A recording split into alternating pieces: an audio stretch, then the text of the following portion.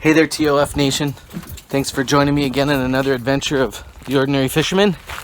Today is probably the last day we're going to get on the ice. Weather is not looking that great. Well, no, the weather looks great, but not for ice conditions. The ice is slowly getting chipped away, and we're going to get a lot of rain in the next week. My son asked for some fish for his birthday. It's right around the corner. He wants some fish tacos. So we're going to try to oblige, and I got to go out and get the fish. So today we're going to go to one of my favorite little lakes, just another lake nearby my home where I live. It's another puddle jumper and has a lot of small panfish in it. So we won't be getting a bunch of size today, more than likely, but we should get some numbers and should get enough to bring home to make a meal. So I think I'll spend some time today going through some lures and some of the things that I use, bait, some of my strategies of how I spend money for that stuff. So what I love about ice fishing is you don't need a lot of gear. My tackle box for the summertime is maybe 10 times bigger than my ice fishing tackle box. And that may say a lot until you see my ice fishing tackle box. It's pretty small. Yeah, let's go out and have an adventure today and enjoy the sunlight and hopefully some crappies and maybe a few gills and bring home a meal of fish.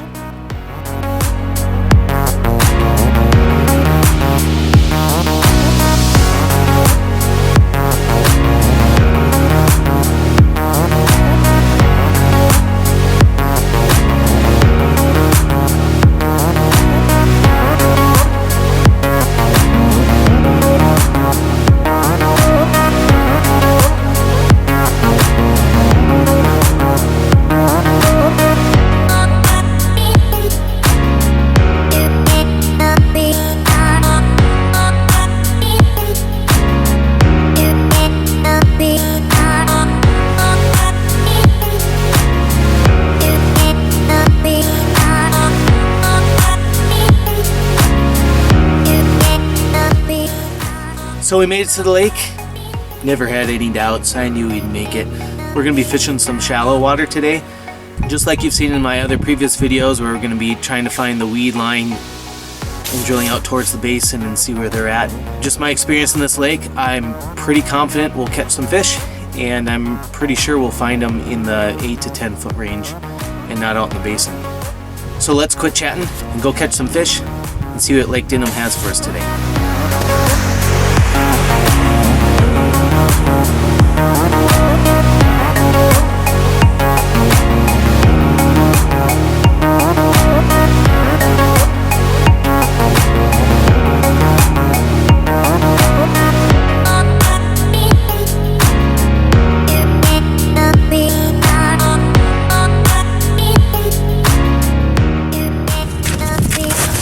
We're fishing!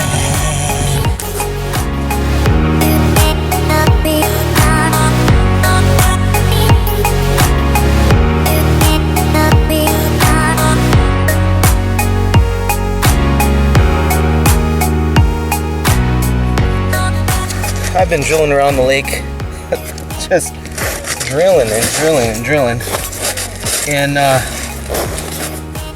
finally, I'll switch a little bit here, finally found a pot of crappies. I bet you I spent, I don't know, 2 hours drilling, and these crappies are just all of a sudden kind of out of nowhere in comparison to what I've been seeing. It's been a desert everywhere. So it's a little surprising to me just because this lake has always seemed to be healthy. It is healthy, but I mean healthy in the sense that it's got fish kind of everywhere. So I'm going to sit on this pod here for just a little bit and catch some. There we go. The two on the ice that I have are 8 to 9 inches respectively. It's just how it goes sometimes. Sometimes you got to work for them, and there's a little guy. Put him back. And when you find them, you get rewarded. I'm not complaining too much. Gosh, it's so nice out. It is 50 degrees outside today. I'm not going to probably end up in the ice house at all. We'll just hang out, have some fun, catch some fish. And then we'll talk a little bit about the lures and stuff that I use and my game plan for getting bait and stuff throughout the year. There's another one. Probably going to keep my limit today.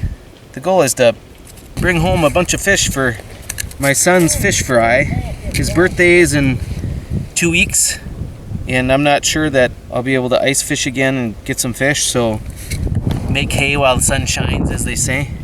Yeah, these guys want to eat.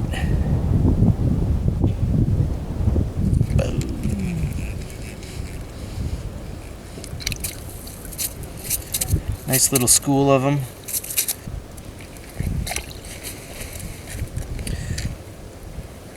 So the lake that I'm on is your classic Minnesota panfish lake, or northern Minnesota panfish lake. It's got one main basin, maybe 25-foot hole, and then it's got weeds basically all around it. Lots of good largemouth bass in this lake.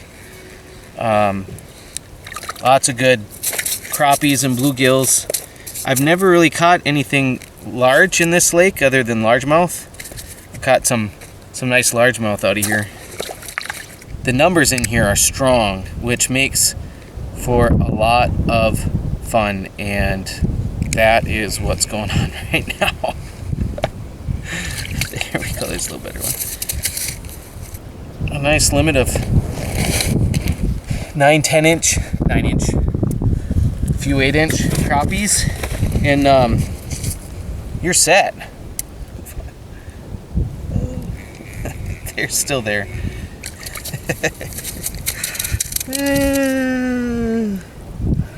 I'll tell you what, bites like these are what keep you going and was worth drilling. I don't care if they're little crappies or not. It is a lot of fun.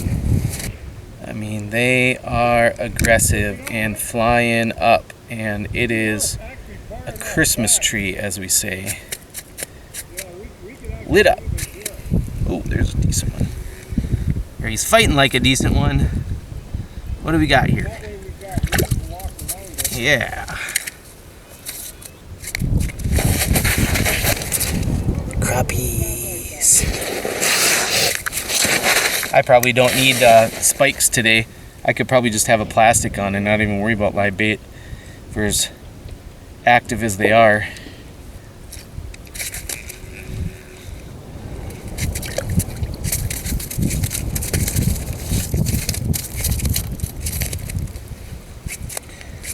Another 9-incher.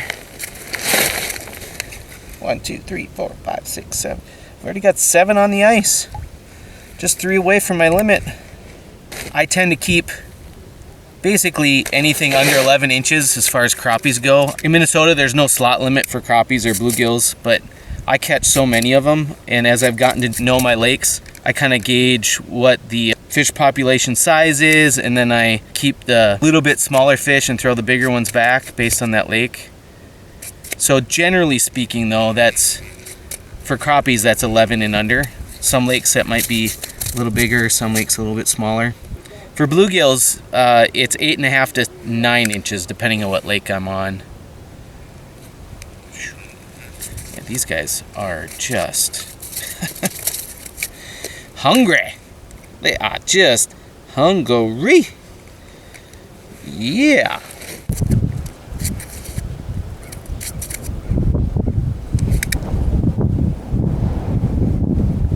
I mean, these guys are just wanting to eat.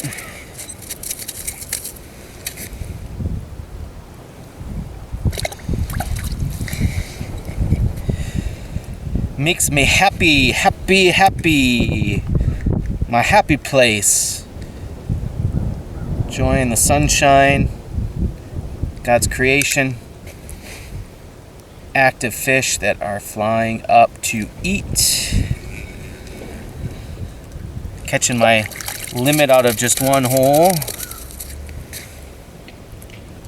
There's another nice 9-incher. So I mentioned that I drilled and drilled and drilled, and like a desert, literally. So there's a hole 30 feet over there, nothing. 30 feet over there, nothing.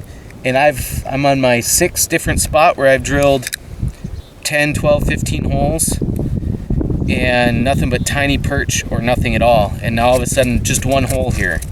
And it's like, I mean, there's a lot here. There we go. mean, it's just funny how that goes. Funny how that goes. What do I got here? 1, 2. Quit bouncing. Quit bouncing. Stop bouncing. 1, 2, 3, 4, 5, 6, 7, 8, 9.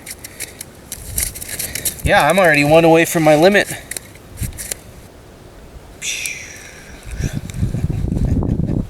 Just, if you would have talked to me an hour ago, I would have said, the fish are gone. It's over. I'm going home.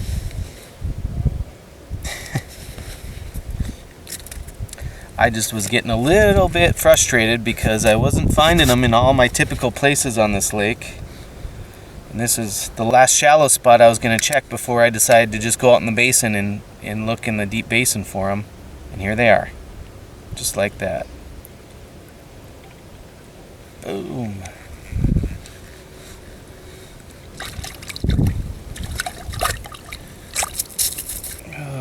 I've got 9 on the ice. I'm just 1 away from my limit, and I'm just kind of waiting for one of these bigger ones here, I think, to kind of round it out nicely if I catch another bigger one.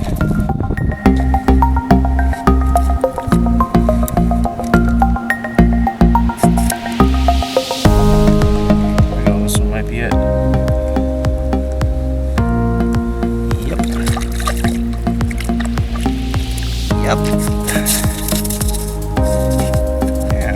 Biggest one so far. Biggest one so far might be 9.5. So there you have it. Your limited crappies in 10 minutes, maybe. My day isn't done. Hopefully you guys can learn a little bit from how I budget and strategize my fishing tackle and my bait for the year. I'll definitely set up and we'll talk a little bit about lures. I'll keep fishing a little bit, especially with these active fish here. And yeah, we'll keep catching fish.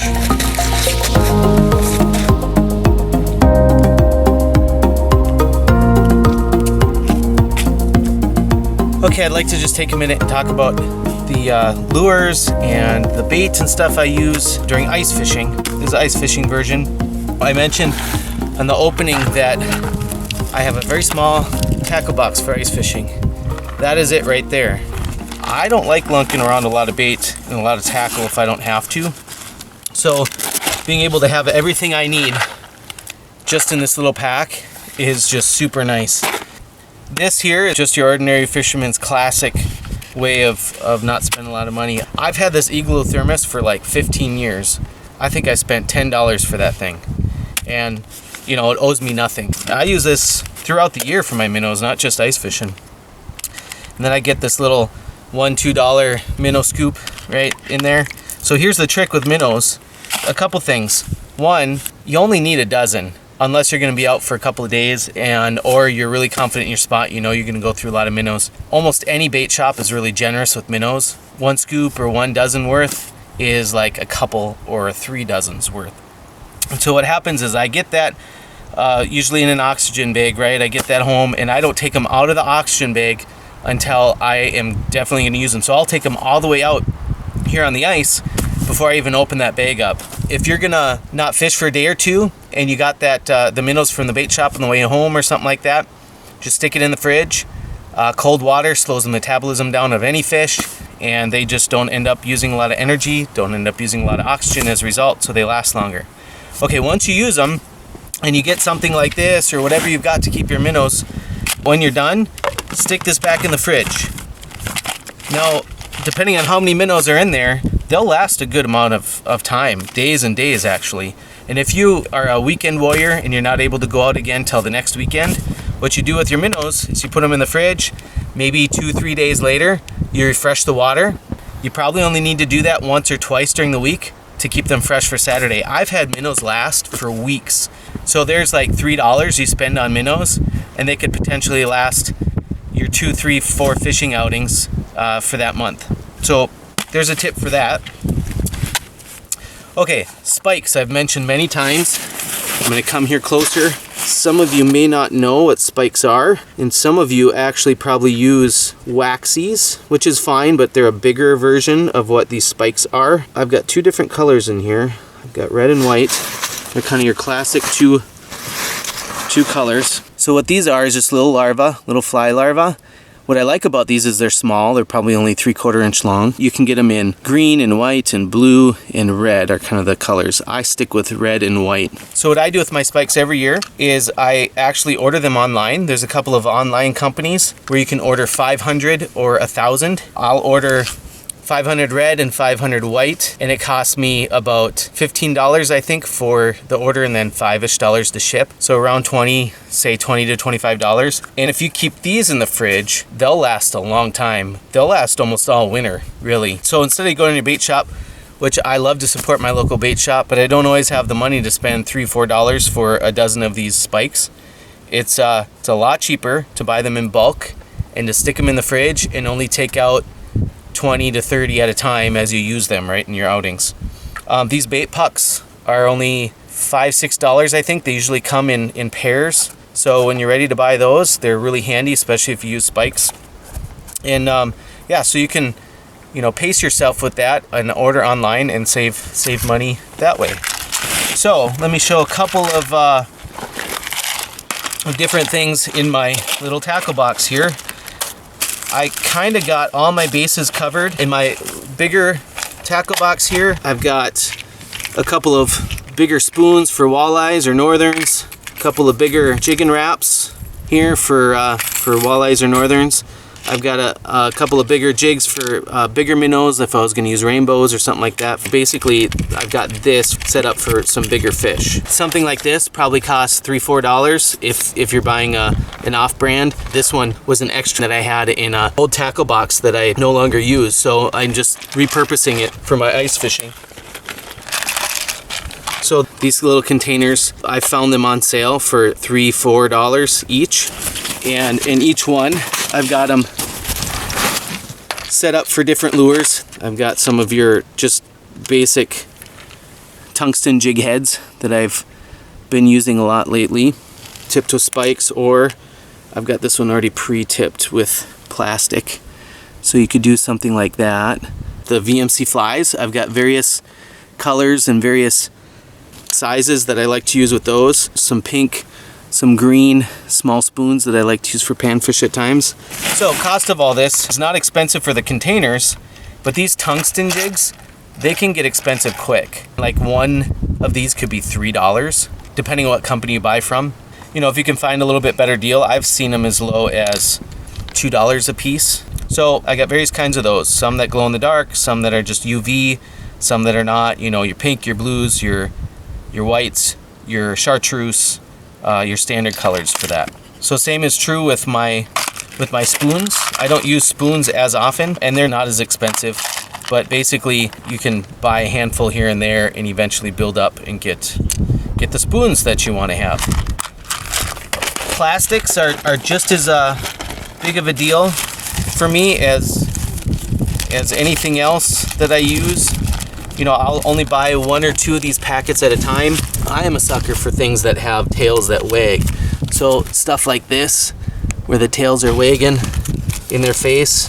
I lost a package for this, but these got nice fat bodies and nice long tails. These can get a little more expensive. Just pace yourself. You don't need to buy it all at once. I would recommend from a panfish standpoint that you buy something that has a tail that wags and then has a body of a bug, basically. I mean, you want to start there, start with a white, start with a black, do a pink, chartreuse, those kind of colors. So that's really it. That's the ice fishing equipment that I use throughout the winter.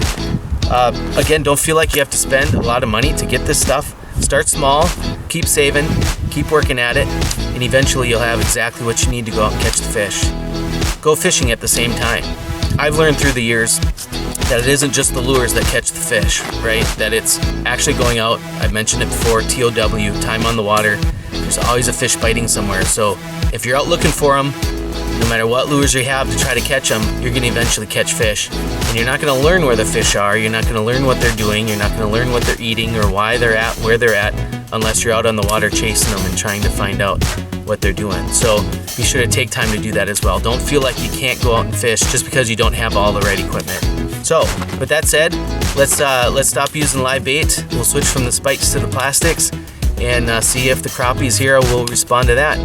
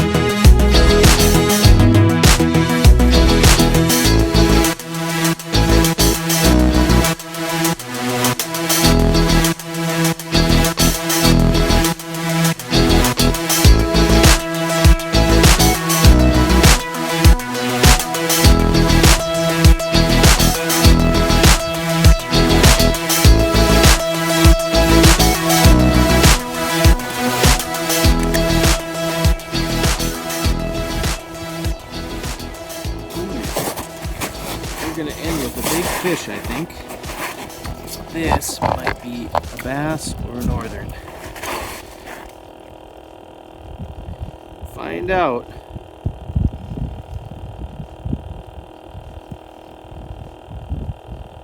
Please be a bass. I like bass.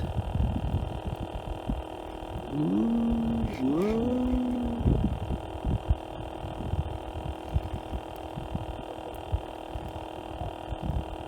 Whoa.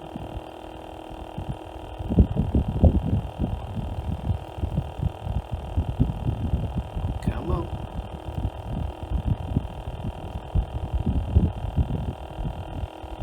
Come on, Big Daddy. Come on, Big Daddy.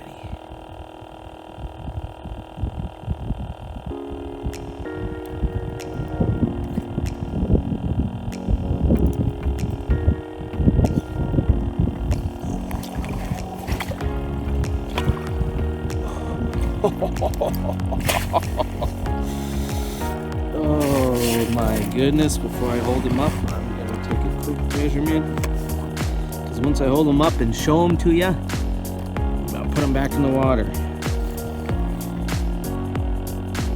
He is all of 17 inches.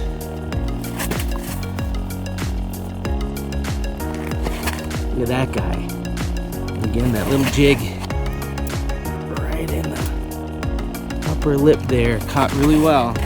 Wasn't going anywhere. Thanks, buddy. That's what we call good times. Regular equipment, ordinary fishing, having lots of fun. Yeah. We'll call that good.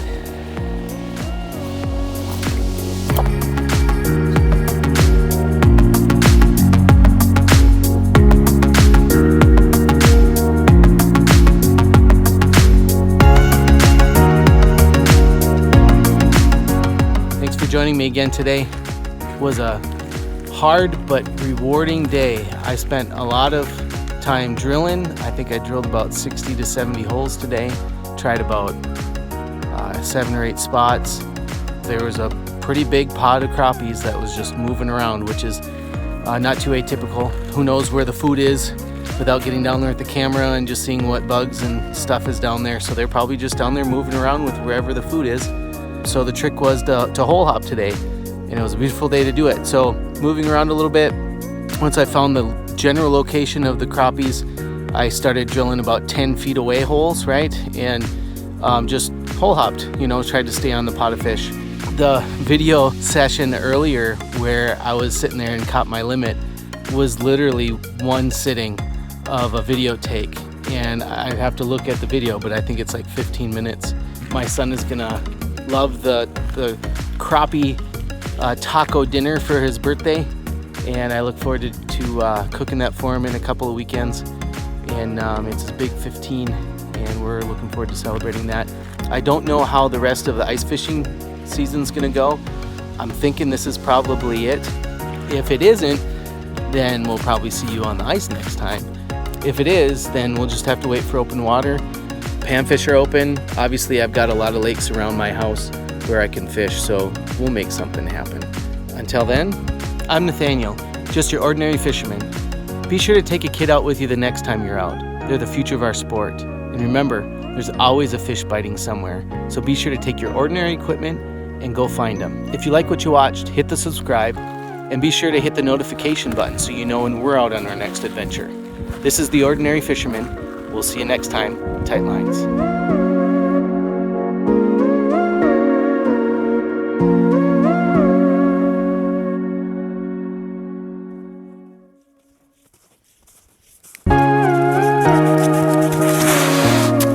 If you like what you're watching on this channel, please subscribe and hit the notifications so that you can be told when we go out on another adventure.